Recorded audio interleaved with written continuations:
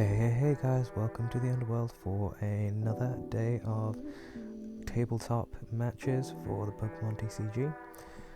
So again, we're just doing some more test footage just to see that the camera setup is all fine and sort of dandy to make sure that for the rest of the games it looks good. So I think we determined after this that we are cutting off a little bit of the prizes and obviously the deck and discard, so we will fix that for the other ones from today. So as you can see, missing some of the first cards, but again, so on the right we have got Lost Box and white sleeves, and on the left we've got Charizard in the blue sleeves. Here we go.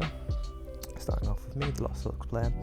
Gonna start with the Buddy Poffin. Oh no, we're gonna start with the Pokestop. Oof, not a great Pokestop, but good, definitely seen worse. So we're going to start with that Buddy Poffin for 2 comfy. So quite happy to put down as many comfy as we want. We're not going to be facing down Dragon Ball, so that's the nice thing to know. Like here, you see the mana theme that usually means it's not going to be a Drago, but it could still be Dragon Ball, but obviously know that it is Charizard. So just quickly going through the deck, didn't actually prize check, just kind of grabbed the cards out and shuffled, so that does cause me a bit of a delay sort of later on, and we'll get to that. So choosing between Palpad and Mirage Gate, and so I think I've decided that there again is not going to be any late game. We're just going to turbo through the deck and try and so we'll get there. So ending the turn with a Lost Vacuum just to remove Dilip's opportunity, the Charizard player's opportunity to use that if they needed to. And it does mean that I can still get some in. What could have done is could have kept it on board and used the next turn, use the vacuum, and then gone for a second stop if I did draw into one. But I think I did see in Dilip's hand that there was a stadium bump, so it probably was for the best to not do that and sort of just vacuum away. So Dilip started with a Buddy off of his own, and he's grabbed 2 Charmander, and then he's looking to get 2 other something else. So he's already got the Manaphy on board. Looks like he is eyeing up the Pidgey and the Dusknoir. So yeah, it's going to be a Buddy Poffin and that. So yeah, probably not a bad shout, but I'd probably have maybe gone for Rotom or something, or maybe the Cleffer to maybe draw into a couple more cards for next turn, just because I'm not sure if he's got a super strong hand, but I don't think he had any energy in his hand, so that probably wouldn't have been a relevant play. So I just Pokestopped and have taken the boss, but I did catch that, so I've got rid of that. I think a bit of trouble with those lovely Underworld Games playmats. So we're going to conceal cards to begin with. Because again, can't see the energy off to the side, but I think there is 2 water and a dark, and we do manage to get a Chorus sort of on that. I think I had that in hand beforehand, deciding what to keep. So definitely got to keep Roaring Moon, as that is the sort of main attacker in this matchup. You want to be able to knock out those Charizards, assuming they don't play Mist Energy. You have to be able to knock them out pretty aggressively. So it looks like I am getting rid of the Nest Ball, which never feels good, but yeah, sometimes you've got to get rid of that. And a switch card. Looks like I'm debating the energy. I don't think I can comfortably get rid of the energy, because again I haven't properly prize checked, so I think if I do end up not having the third energy in deck, then this is probably going to be a bit of the bad move, a bit of the feels bad. So I think I debated and I'm going to get rid of the switch card. That is probably going to be that. Oh no, it is going to be the energy, so hopefully I haven't prized the third dark energy, and so we're going off that. So that's the third water. Got that in hand, don't need any more Buddy Poffin. I think we're now on 7 or 6, we're on 6 according to the dice, so now we're going to get 7, so energy or iron bundle, so we're not going to be able to move this Manaphy, we're just going to have to take the knockout on the Manaphy. Yeah, and I think I'm just counting up to 7, so probably what we're going to do here is just go for Cramorant, maintain that single prize board. Again, this can be punished by the Dusknoir, so if they manage to get Candy, Charizard, Candy, Dusknoir, they can probably punish this, but it doesn't look like it looking at the hand, but they can punish this completely as they've only got Charizard. But you know, anything that they could draw, another Arvin or something equally as good off the top of the deck to maybe save them from his hand. So yeah, just grabbing that Cramorant off the nest ball. I'm going to probably knock out this Manatee. I don't know if I'd play Prime Catcher in. I don't know if I have Prime Catcher in hand. I don't think I saw it. So I think it is going to be just this Manatee, which isn't a bad shout because could probably then follow up with a Greninja if they don't manage to Stretcher it back next turn or Super Rod it back next turn. So probably almost guaranteed 2 prizes next turn with this play. So yeah, looks like just double checking the hand and just announcing that spin instantly for 110. No energy required as there's at least 4 cards in the Lost Zone. Cramorant has that Lost Provisions ability. That means it can attack and ignore any energy costs. So okay, so it looks like we do get the candy. So it's very fortunate for Dillip. It's a pretty weak hand otherwise. There's no supporters. Again, maybe first turn probably should have gone for something like the Cleffer. Again, there wasn't any energy I think in that opening hand, but maybe gone for something like that Rotom if he does play it to maybe get a couple more cards, or maybe going for something like an Ultra Ball. Could have maybe held that in hand, as again Dust Box doesn't do any disruption. Doesn't have any disruption, so maybe it just gotten Pidgey and Charmander, but that was quite scary, having quite a thin board. So we are getting, using Charizard's Infernal Rain ability, getting 3 energy and touching it, 3 fire energy and touching it to any of your Pokemon in play, getting the full value of this.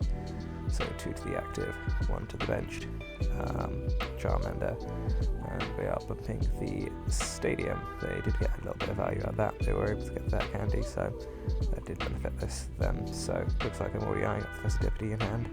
Going to be able to play that down, draw 3 cards. Yeah, this is just such, I want to say an oppressive card, but such a good card for decks, as it just allows you to just cycle through your deck, as you probably see in a lot of the games. That feature that you just, by the end of the game, you just have your whole hand in deck just because you're able to just draw 3/3/3 every turn, on top of things like Stop and Flower Selecting, as well as Greninja's Concealed Cards ability. So looks like we will be getting rid of the Iron. Nest Ball. Looks like we're getting rid of the Nest Ball over the Iron Hands. Yep. I think I agree with this. I think we're going to look to either take out the Charizard or knock out 2 with the Greninja. I think this turn, I think that's just going to be the optimal play, just because I don't think I'm going to end up in a situation where I'm going to need to, we're playing with Super Rod just to get those water energy back in to be able to attack with Greninja.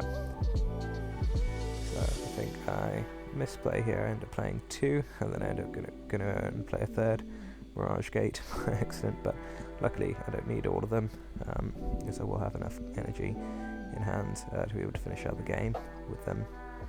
We'll see. So attaching 2 energy there, and then you see play the 2nd or 3rd Mirage Gate, so one of them to no effect, get another 2 energy, so just getting the 3, so 1 Mirage Gate per energy. I think that's probably quite funny, probably not very efficient. Probably makes the card maybe less efficient, probably still be absolutely busted. Just being able to accelerate energy from the deck is just an incredible ability, as you can see on the Charizard as well. And we're just going to attach Retreat. We're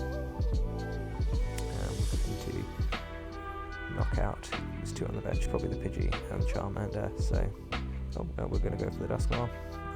Don't want any shenanigans there. Just knock out the Charizard.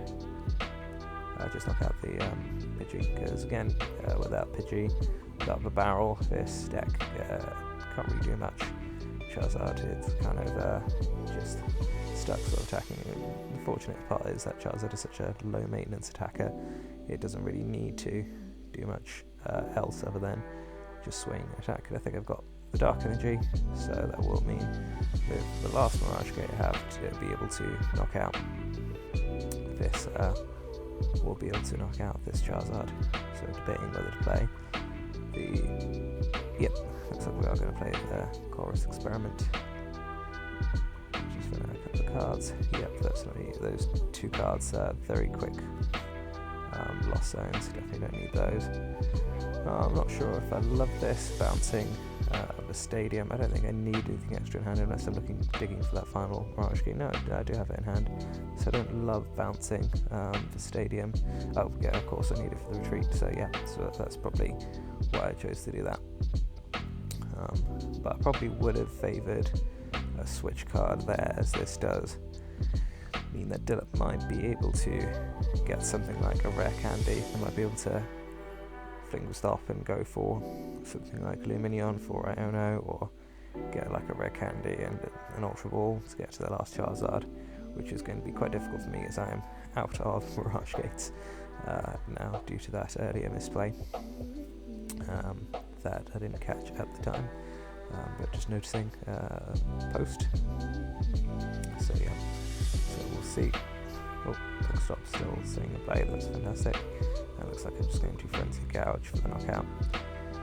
Putting 200 damage on Roaring Moon. Incredible attack. Very interesting. I think it's probably very necessary in this world of 330 HP behemoths in the Pokemon TCG. But yeah, as we can see, you know, they've got an Ultra Ball off that, so if they want they can probably Luminion, as they've got the Seal Stone in hand. You can probably Luminion for their final prizes, but we'll be able to finish this out with Blood Moon Ursaluna. If they decide not to go for the if they decide not to go for the Iono, if they decide not to go for the Iono, if they decide to go for the Arvin, just to be able to get the Charizard out. You could, as I say, you could Iono and hope to get one of the piece. You obviously attach the Mirage Gate. Yep, looks like they are. Hang up that Iono for the no. Yeah, we are going for the Iono. Got a huge hand, so I think this absolutely makes sense. This absolutely makes sense to do. Attaching to the Charmander. So we took out one with the Cramorant, so we took one, we then took two with Radiant Angel. Somebody tripped over the cable, so that hasn't moved, so we will just adjust that. So yeah, so even though I can't see the prizes, I know I've got one prize left. So I think Dilip just has to evolve up into Charizard. Hope they get at least one piece off this, either the rare candy or Charizard. Hope we can get one piece.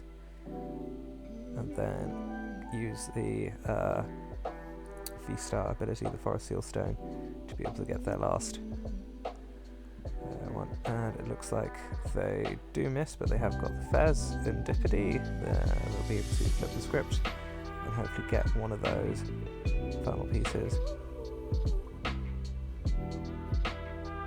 So it looks like they are eyeing up to play that Super Rod to be able to get in a Charizard. I don't think there's anything else they want in there, so probably just that maximize their odds of getting a Charizard because they can get the other piece with the Forest Seal Stone. And they are eyeing up Energy.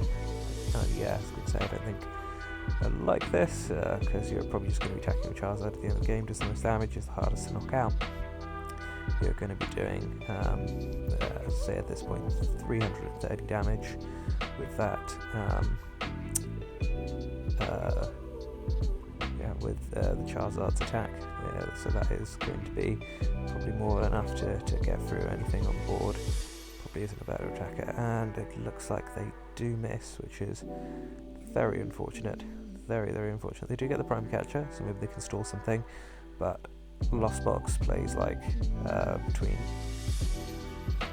8-9 switch cards, so they've got probably 4 switch card, 3 switch, sometimes 4, as well as their own Prime Catcher and their own rescue board, so probably does mean that we'll be able to respond in this case. So draw a switch card off the top, so yeah, and then just be able to Calamity Storm for the knockout, and that's the test switch game. Hopefully the other ones will be filmed a little bit better.